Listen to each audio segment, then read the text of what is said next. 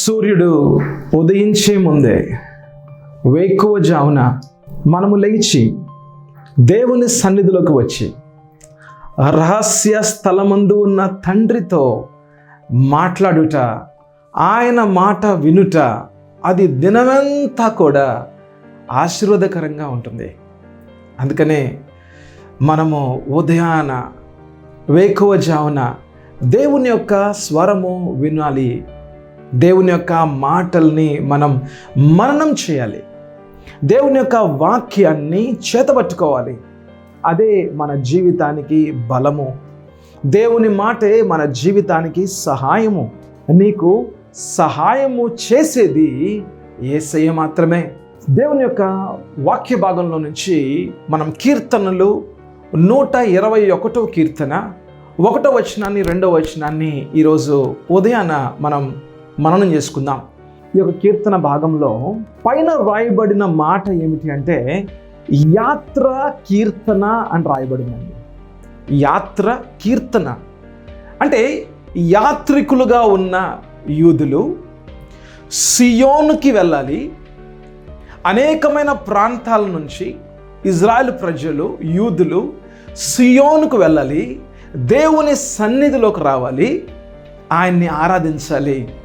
అయితే అదొక యాత్ర, అది ఎంతో దీర్ఘకాలిక యాత్ర. ఈ యాత్ర చేస్తూ ఉన్నప్పుడు ఎన్నో భయాలు, దారి మధ్యలో ఎవరైనా ఏదైనా చేయొచ్చు. ఎన్నో ఇబ్బందుల మధ్యలో వారు కీర్తన పాడుకుంటూ వారు దేవుని సన్నిధిని వెతుకుచు, అయ్యా నీవే మాకు సహాయము చేసే దేవుడివి అని పాటలు పాడుకుంటూ ఉన్నారండి. హల్లెలూయా. చూడండి, సంకీర్తనకారుడు 121వ సంకీర్తనలో 1వ వచనంలో ఇలా రాసింది, కొండల తట్టు నా కన్నులెత్తుచున్నాను, నాకు సహాయము ఎక్కడ నుండి వచ్చునో. Psalms 121 verse 1 says, I will lift my eyes to the hills, from where comes my help. Hallelujah. ఈ మాటలు చూసినట్లయితే సహాయము కోరేవారిగా మనం చూస్తూ ఉన్నాం.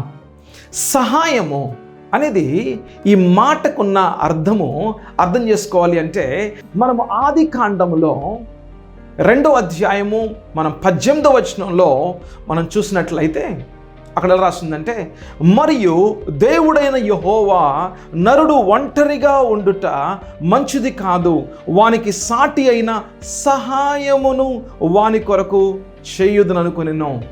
చూసారా, బైబిల్లో మొట్టమొదటిసారిగా సహాయము అనే ఒక పదము మనము ఈ వాక్య భాగంలో మనం చూస్తున్నాం. అయితే ఈ వాక్య భాగంలో నరుడు ఒంటరిగా ఉండుట మేలు కాదు, నరునికి ఒక స్త్రీ సహాయకురాలుగా ఉండాలి అన్నది దేవుని యొక్క ఉద్దేశమై ఉంది. ఎందుకంటే నరుడు ఒంటరిగా యాత్ర చేసినట్లయితే, నరుడు ఒంటరిగా తన జీవిత పయనంలో గనక వెళ్ళినట్లయితే అతనిలో ఉన్న బలహీనతలు అలానే ఉంటాయి. అతనిలో ఉన్న బలహీనతల్లో బలాన్ని తీసుకొచ్చేది ఎవరు అంటే స్త్రీ. ఆ స్త్రీ ద్వారా సహాయము అనేది ఆ నరునికి వస్తూ ఉంటుంది. అంటే నరుడు ఒంటరిగా ఉంటే గనక తన జీవిత పయనంలో చేరుకోవాల్సిన గమ్యస్థానాన్ని చేరుకోలేడు. తను చేయాల్సిన పనులు సరిగ్గా చేయలేడు. తన నిర్వర్తించాల్సిన బాధ్యతలు సరిగ్గా నిర్వర్తించలేరు. అందుకనే ఆ యొక్క పురుషునికి స్త్రీ అవసరంగా ఉంది, సహాయకురాలుగా ఉండాలి. సో బైబిల్లో సహాయము అనే ఆ యొక్క పదానికి మనము ఈ వాక్య భాగంలో మనం చూస్తున్నాం. అంటే అర్థం చేసుకోవాల్సింది ఏమిటి అంటే మన జీవిత పయనాల్లో ఈ జీవితం అన్నది ఒక యాత్ర వంటిది అని మనం అర్థం చేసుకోవాలండి. యాత్ర మాత్రమే. అంటే మన యొక్క గమ్యస్థానము అది పరలోకమే. ఈ లోకంలో మనం యాత్రికులము. మనము ఒంటరిగా ఈ పయనాన్ని మనము సాగించలేము. దీనికి ఈ యొక్క పయనానికి దేవాతి దేవుడు సహాయకుడుగా మనతో పాటు ఉంటూ ఉండాలి. హల్లెలూయా. అయితే ఈ యొక్క సహాయకుడు అనే ఒక పదానికి నూతన నిబంధనలో యోహాను రాసిన సువార్త 14వ అధ్యాయం మనం 16వ వచనాన్ని చూసినట్లయితే అక్కడ యేసు ప్రభువు సహాయకుడు అనే ఒక పదము ఆయన నోటి ద్వారా ఆయన పలుకుతూ ఉన్నాడు. నేను తండ్రిని వేడుకొందును, మీ యొద్ద ఎల్లప్పుడూ నుండుటకై ఆయన వేరొక ఆదరణకర్తను అంటే సహాయకుడిని అనగా సత్య స్వరూపియగు ఆత్మను మీకు అనుగ్రహింతును. చూసారా, ఇక్కడ కూడా ఆదరణకర్త, సహాయము చేయువాడు, పరిశుద్ధాత్మ దేవుణ్ణి మనలోకి పంపించటం, మనతో పాటు ఆయన సన్నిధిని ఉంచటం అన్నది మన నూతన నిబంధనలో చూస్తూ ఉన్నాం. ఈ 2 వాక్య భాగాల్లో నుంచి అర్థం చేసుకోవాల్సిన విషయం ఏమిటి అంటే, ఈ లోకంలో మానవుడు ఒంటరిగా జీవించలేడు. ఈ లోకంలో మానవుడు ఒంటరిగా యాత్ర చేయలేడు. ఈ లోకంలో మానవుడు ఒంటరిగా తన పయనాన్ని ముగించలేడు.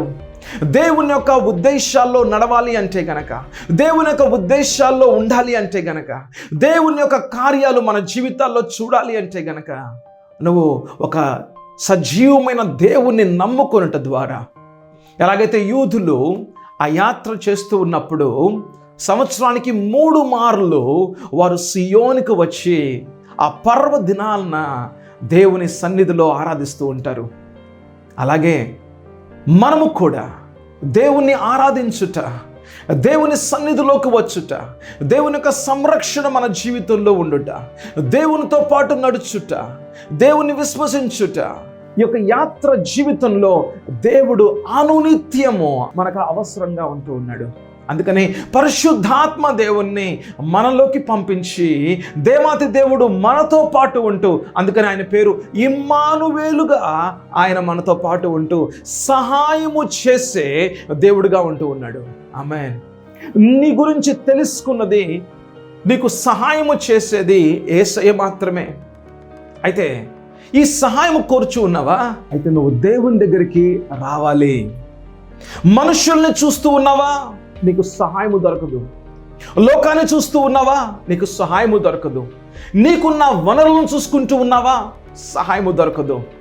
నీకున్న జ్ఞానము, నీకున్న బుద్ధిని మాత్రమే ఉపయోగించుకుంటూ నీ సమస్యల్లో నుంచి పరిష్కారాన్ని చూసుకుంటూ ఉన్నావా? సహాయము దొరకదు. నీకు సరి అయిన సహాయము దొరికేది ఎక్కడ అంటే దేవుని దగ్గర మాత్రమే. దేవుడే నీకు సహాయము చేయువాడు. అందుకనే మనుషులను చూస్తూ ఉన్నావా? నిరాశ చెందుతావు. జాగ్రత్తగా వినుమా, మనుష్యుల మీద ఆధారపడుట అది నిరాశకు గురి చేస్తూ ఉంటుంది. నిన్న నీ గురించి మంచిగా మాట్లాడిన వాడు ఈ రోజున తన నోటిలో నుంచే నీ గురించి చెడ్డగా మాట్లాడే పరిస్థితులను మనం చూస్తూ ఉన్నాం. అయిన వాళ్ళు మనల్ని విడిచిపెట్టి వెళ్ళిపోవట చూస్తూ ఉన్నాం. భర్త భార్యని విడిచిపెట్టి మోసం చేసి వెళ్ళిపోవట చూస్తూ ఉన్నాం.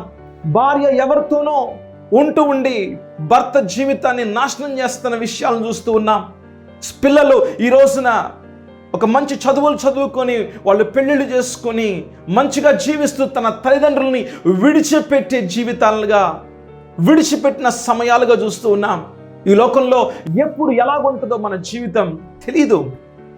ఈరోజు బాగున్నామా, రేపు ఎలా ఉంటుందో తెలియని పరిస్థితుల్లో మనం ఉంటూ ఉన్నాం.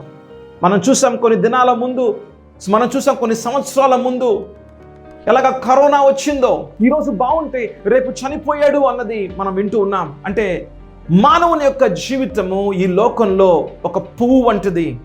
ఈరోజు చాలా అందంగా కనబడుతూ ఉంటుంది, కానీ రేపొద్దున అది ఉంటుందో లేదో తెలియని పరిస్థితి. అందుకని ఈ లోకంలో ఒక మానవుని జీవితం, నీ జీవితం కానీ నా జీవితం కానీ మనందరి జీవితాల్లో మనము శాంతి సమాధానాల మధ్యలో దీర్ఘాయుష్మంతులుగా ఈ లోకంలో ఒక దీవెనకరమైన జీవితాన్ని జీవించాలి అంటే గనక నీకు సహాయము అవసరం. ఆ సహాయము ఎవరు చేస్తారంటే యేసయ్య మాత్రమే. ఎందుకంటే ఆయన కునుకడు, ఆయన నిద్రపోడు. రాత్రి వేళ మనం నిద్రపోతూ ఉంటాం, కానీ ఆయన కనులు మన మీద మాత్రమే చూస్తూ ఉండి మన చుట్టూ, ఆయన కనులు మనల్ని చూస్తూ ఉండి మన చుట్టూ ఆయన యొక్క చేతుల్ని చాపి ఉంచి ఆయన రెక్కల నీడలో మనల్ని దాచుకొని ఉంచుకునే దేవుడు ఆయన. అందుకనే నువ్వు నమ్మిన దేవుణ్ణి ఎప్పుడు కూడా విడవద్దు. నువ్వు నమ్మిన దేవునికి ఎప్పుడు కూడా ఆరాధన చేస్తూ ఉండు. ఆయనకే మొరపెట్టు, ఆయనే నీకు సహాయము చేయువాడు. నీకు సహాయము చేసేది యేసయ్య మాత్రమే. అందుకనే హెబ్రీయులకు రాసిన పత్రిక 4వ అధ్యాయము మన 16వ వచనాన్ని చూసినట్లయితే, గనుక మనము కనికరబడి సమయోచితమైన సహాయము కొరకు కృప పొందునట్లు ధైర్యముతో కృపాసనమునొద్దకు చేరుదము. ధైర్యముగా మనము దేవుని సన్నిధిలోకి ప్రతి దినము, ప్రతి వేకువ జామున, ఉదయాన దేవుని సన్నిధిలో మొరపెట్టాలి. దేవుని సన్నిధిలో ఆయన కృపను చూడాలి. ఆయన కృప కలిగిన సింహాసనం ముందు ఆయనతో మాట్లాడాలి. ఆయన మనతో మాట్లాడుట, ఆయన సహాయము చేసే హస్తము మన మీద వచ్చునుగాక, నీ కుటుంబం మీద వచ్చునుగాక, నీ పిల్లల మీద వచ్చునుగాక, నీ మీద వచ్చునుగాక. ఆమేన్. దేవుని యొక్క 2 హస్తాలు నీ మీద ఉంటూ, ఆయన కుడి చెయ్యి నీ మీద ఉంటూ, ఆయన నీకు సహాయము చేస్తూ ప్రతి విషయంలో కూడా నీకు సహాయము చేస్తూ నడిపించేది ఆయనే. ఒకవేళ కనుక నువ్వు ప్రతిదినము కనుక ఇలాగే నాకు సహాయము చేసేది యేసయ్యేనని ఆయన మీదే ఆధారపడుతూ ఉంటే, నిశ్చయంగా చెప్పుచున్నాను, నీ గమ్యస్థానాన్ని నువ్వు తప్పకుండా చేరుకుంటావు. దేవుడు నీ పట్ల ఉంచిన ఉద్దేశాలని తప్పకుండా నీ జీవితంలో చూస్తావు. దీర్ఘాయుష్మంతుడిగా నీ జీవితంలో ఆశీర్వాదాలను చూస్తావు. నువ్వు దీర్ఘాయుష్మంతుడిగా నువ్వు జీవిస్తావు. నువ్వు శాంతి సమాధానాల మధ్యలో నువ్వు జీవిస్తావు. చుట్టూ ఎన్ని పరిస్థితులు ప్రతికూలంగా ఉన్నా సరే నీ లోపల సమాధానముతో నువ్వు జీవిస్తావు. ఎందుకంటే ఇమ్మానువేలుగా ఉన్న దేవుడు నీతో పాటు ఉన్నాడు. నీకు సహాయము చేసేది యేసయ్య మాత్రమే. సహాయాన్ని కోరుతున్నావా? అయితే అడుగు. ఆ సహాయం నీకు కావాలా? అయితే అడుగు. మనందరం అడుగుదామండి, అందరం అడుగుదాం. కళ్ళు మూసుకుందాం, ప్రార్థన చేసుకుందాం. మహాపరిశుద్ధుడా, మా ప్రియ పరలోకపు తండ్రి, నాయన మీకు వందనాలు, స్తోత్రాలు యేసయ్య. మాకు సహాయము చేసేది నీవు మాత్రమే. మాకు సహాయము చేసేది యేసయ్య, నువ్వు సజీవమైన దేవుడు అయ్యా, నువ్వు మాత్రమే అయ్యా. మా యొక్క ప్రతి దినము యొక్క అవసరాలు తీర్చేది యెహోవా. మా యొక్క ప్రతి దినము యొక్క అవసరాలు తీర్చేది నీవు మాత్రమే. మమ్మల్ని నడిపించే గొప్ప దేవుడు నువ్వేనయ్యా. అయ్యా, నీ సన్నిధిలో ప్రభువా నాయన రావడానికి, నీ సన్నిధిలోకి రావడానికి ప్రభువా, నన్ను ప్రభువా నువ్వు ఎన్నుకున్న విధానం బట్టి స్తోత్రాలు. నన్ను నీతిమంతునిగా మార్చిన విధానం బట్టి స్తోత్రాలు. ఈ యొక్క వాక్యంలో ఉన్న గొప్ప మర్మాన్ని ప్రభువా నేను స్వీకరిస్తూ ఉన్నాను. నయాని కొండల తట్టు, నీ సన్నిధి తట్టు నా కన్నులు ఎత్తుచున్నాను. అయ్యా, నాకు సహాయము నీ ద్వారానే వస్తుంది. నేను నమ్ముచున్నాను ప్రభువా, ఈరోజు నా అవసరాలన్నీ కూడా ప్రభువా తీర్చబడతాయి. యేసు పరిశుద్ధ నామములో అడుగుచున్నాము తండ్రి. ఆమేన్, ఆమేన్.